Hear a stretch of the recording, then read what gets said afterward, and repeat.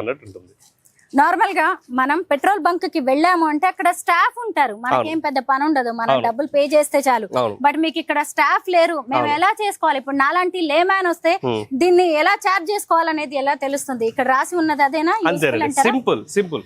ఇదిగో ఇక్కడ మీకు స్టెప్ బై స్టెప్ ఇచ్చాం. ఏంటి? స్టెప్ 1 థండర్ ప్లస్ యాప్ తీయండి. స్టెప్ 2 ఛార్జింగ్ ఆప్షన్ సెలెక్ట్ చేయండి. స్టెప్ 3 అక్కడ ఉన్నటువంటి స్టిక్కర్ ని స్కాన్ చేయండి. స్టెప్ 4 అది ఎంచుకోండి, కనెక్ట్ చేసుకోండి, పేమెంట్ చేసుకోండి, అయిపోయింది. సో ఇక్కడ మరీ 8 స్టెప్స్ ఇచ్చాం, కానీ యాక్చువల్ గా చెప్పాలంటే 3 స్టెప్స్. ఏంటి? స్కాన్ కరో, పే కరో, చార్జ్ కరో. బాగుందండి.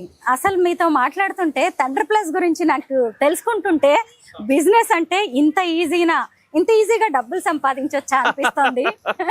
నేను ఒకటే నమ్ముతాను స్వరూప్ గారు, ఏదైనా మనము విషయంతో మంచి ఇంటెంట్ తో మనం గ్రో అవుతూ నలుగురు మనతో పాటు గ్రో అవ్వాలి అనే సదుద్దేశం ఉంటే భగవంతుడు అటువంటి ఆలోచనల్ని, అటువంటి మనుషుల్ని డెఫినెట్లీ ఆశీర్వదిస్తాడు.